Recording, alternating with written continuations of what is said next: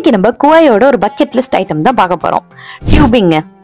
Sugar cane பிளான்டேஷனுக்காக கட்டப்பட்ட இந்த canal கையாலேயே கட்டியிருக்காங்க. இதுல 5 டனல் இருக்கு. 5 டனலும் கையாலேயே நோண்டி இருக்காங்க. அதனாலதான் இது ரொம்ப ஃபேமஸ்.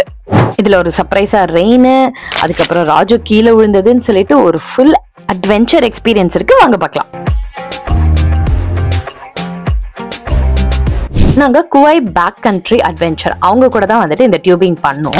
ஃபர்ஸ்ட் அவங்க ஆஃபீஸ்ல போயிட்டு வேவர் ஃபார்ம் எல்லாம் சைன் பண்ணிட்டு ஹெல்மெட்டு, ஹெட் லேம்பு, கிளவுஸ், கொஞ்சம் வந்துட்டு இன்ஸ்ட்ரக்ஷன்லாம் சொன்னாங்க. அதெல்லாம் கேட்டுட்டு அங்கேயே ட்ரெஸ்ஸிங் ரூம்ஸ் இருந்துச்சு. ஸோ ட்ரெஸ்ஸிங்லாம் சேஞ்ச் பண்ணிட்டு நாங்கள் ரெடி ஆயிட்டோம்.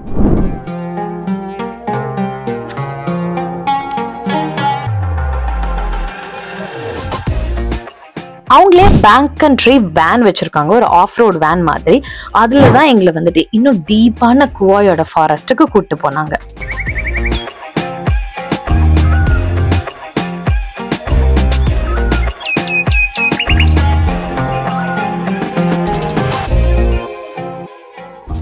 ஃபர்ஸ்ட் போக போக புல்லெல்லாம் சின்னதா தான் இருந்துச்சு. அப்புறம் பெருசாகி ஒரு டீப் ஜங்கிள்குள்ளவே நாங்க போயிட்டோம்.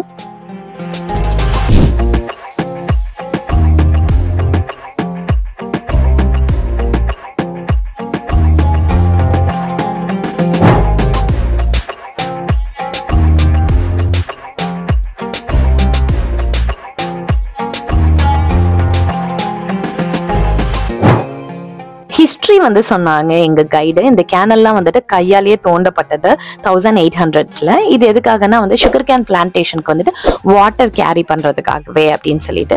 இது வந்துட்டு ஒரு ஃப்ளோயிங் ப்ளீஸ் ஆஃப் வந்துட்டு ஐலண்டோட ஹிஸ்டரின்னு சொல்றாங்க. இப்போ வந்துட்டு இதை டியூபிங்கா மாத்தி வந்துட்டு அதை ப்ரிசர்வ் பண்ண ட்ரை பண்றாங்க. எப்படி இந்த சுகர் கேன் பிளான்டேஷன்னால நிறைய இமிகிரேஷன் நடந்துச்சு குவாய் ஐலண்டுக்கு பக்கத்துல இருக்கிற கண்ட்ரிலேருந்து அப்படின்னு சொல்லிட்டு நிறைய ஹிஸ்டரி சொன்னாங்க. அந்த ஹிஸ்டரியை ஞாபகப்படுத்திட்டு இருக்காங்க. ஒரு ஏன்ஷியன்ட் பீஸ் ஆஃப் ஹிஸ்டரியில வந்துட்டு அப்படியே ஃப்ளோட் ஆகி போக போறோன்ற ஒரு ஃபீல் வந்துச்சு. எங்களோட ஸ்டார்டிங் ஸ்பாட் வந்தோன்னா போயிட்டு நாங்க டியூப்ல வந்துட்டு அப்படியே ஒருத்தவங்களே இறக்கி விட்டாங்க. Raja, are you ready for the tubing? Oh yeah, perfectly safe. Once இறக்கி விட்டோன்னு வந்துட்டு we were staying like அந்த ரோப் மாதிரி வச்சு க்ளோஸ் பண்ணியிருந்தாங்க. ஒன்ஸ் எல்லாருமே தண்ணிக்குள்ள விழுந்தோன்னு they said like okay நீங்க கண்டினியூ பண்ணி போலாம் அப்படின்னு சொல்லிட்டு.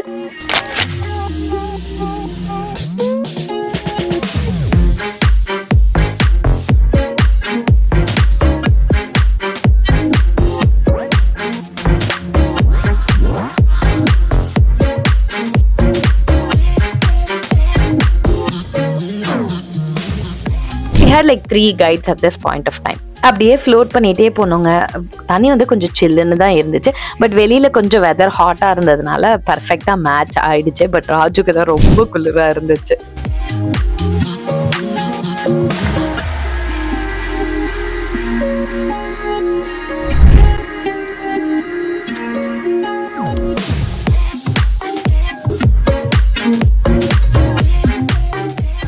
ஈவன் தோ ராஜு நானும் அடுத்து தான் வந்துட்டு தண்ணிக்குள்ள இறங்கணும்னாலும் அவன் வெயிட்னாலயா இல்ல நான் லைட் வெயிட்டான்னு தெரியல, என்ன இதுவே தெரியல, அவன் கடைசியில போயிட்டா, நான் ஃப்ரண்ட்ல போயிட்டேன். நான்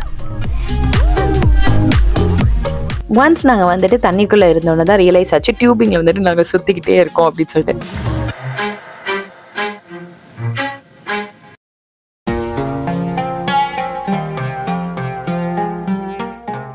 எனக்கு 2 நிமிஷம் தலை சுத்திடுச்சு.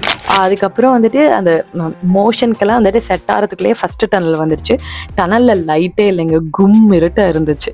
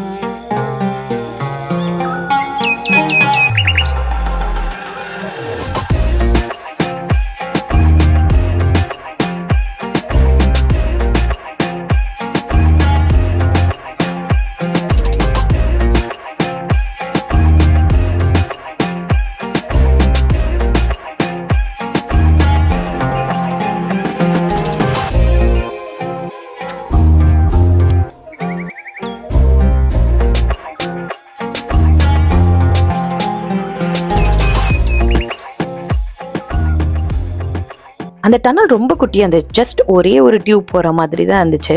கையால் டக் பண்ணதுனால தான் ரொம்ப பெருசாலாம் கட் பண்ணல, கரெக்டாக தண்ணி போகிற அளவுக்கு மட்டும் டிக் பண்ணியிருந்தாங்க. ஒன்ஸ் நாங்கள் வந்துட்டு அந்த டனல்லேருந்து வெளில வந்தோடனே வந்துட்டு மழை சோன்னு பெய்ய ஆரம்பிச்சிருச்சு.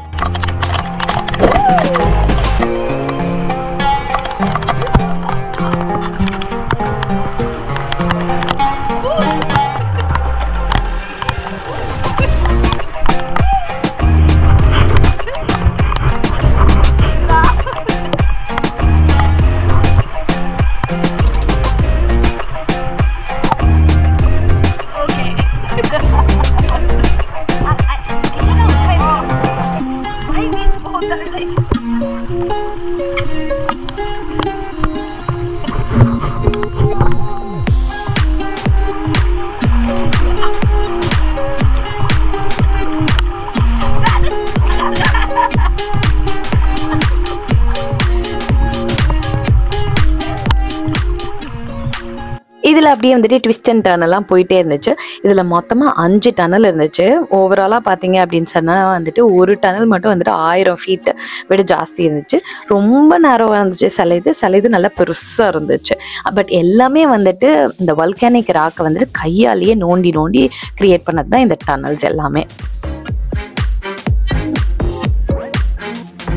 நீங்கள் தண்ணிக்குள்ளே மிதக்கிறது, அப்புறம் வந்துட்டு சுற்றிலும் பார்த்தீங்கன்னா குவாயோட காடு, அந்த ரெயின், அந்த அமைதி எல்லாமே வந்துட்டு ஒரு சரியல் எக்ஸ்பீரியன்ஸாக இருந்துச்சுங்க.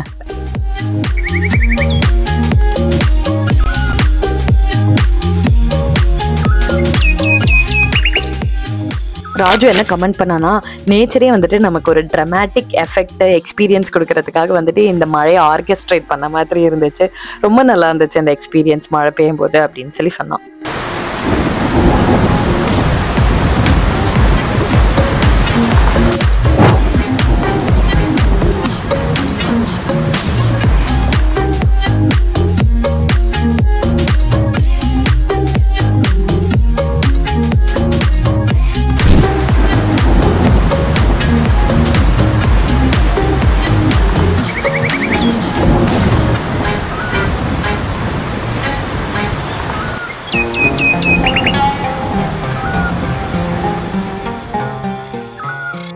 எண்டு 100 to 200 ஃபீட் வந்துட்டு ஸ்ட்ரெச் என்ன சொன்னாங்கன்னா, லேசி ரிவர் 3 ஃபீட் தான் இருக்கும் ஆழம். ஸோ நீங்கள் இறங்கி உங்களோட லவ்டு ஒன்ஸை போய் ரீச் பண்ணலாம் அப்படின்னு சொன்னாங்க.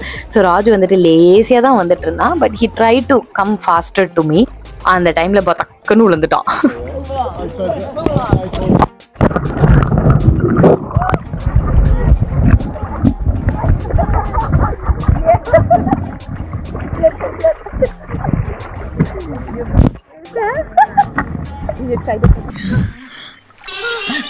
என்னண்ணே ஈரமா இருக்கு, மழையில நினைச்சிட்டீங்களா? இந்தாங்கண்ணே டவலு, தொடச்சிட்டு மேல வா. Rajib? So you flipped. You flipped. Amma. Are you happy without me? ஆமா ஆமா. என்ன பொண்ணு கூட சைட் அடிச்சது.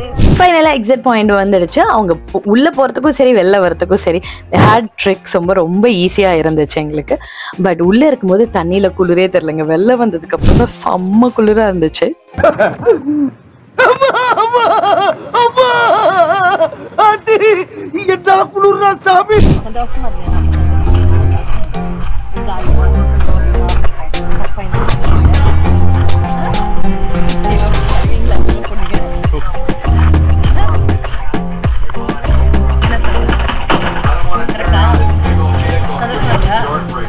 அப்புறம் அங்கேருந்து கிளம்பி லஞ்ச் பிக்னிக் ஏரியாவுக்கு போயிட்டோம்.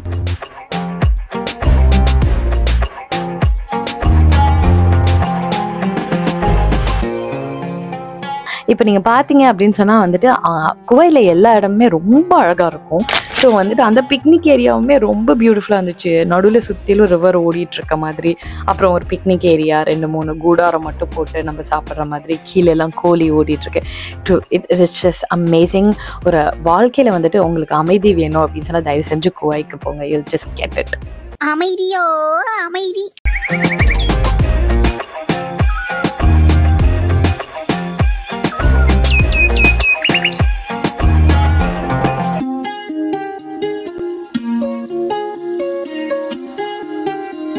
குவையோட நம்மளோட டியூபிங் வந்துட்டு it's just not an adventure ride, but basically வந்துட்டு you are travelling through the history அப்படின்ற மாதிரி இது வந்துட்டு ஒரு லைஃப் லாங் ஸ்டோரியாகவே நீங்கள் சொல்லலாம். என்ன கேட்டிங்கன்னா இது 10 out of 10 எக்ஸ்பீரியன்ஸை. கண்டிப்பாக குவாய் போகிறீங்கன்னா மறக்காமல் இந்த டியூபிங் எக்ஸ்பீரியன்ஸை பண்ணி பாருங்கள். இப்போ லைக், ஷேர், கமெண்ட், பிகாஸ் இது மாதிரி நிறைய குவாய் அட்வென்ச்சர்ஸ் இன்னும் வந்துட்டுருக்கு.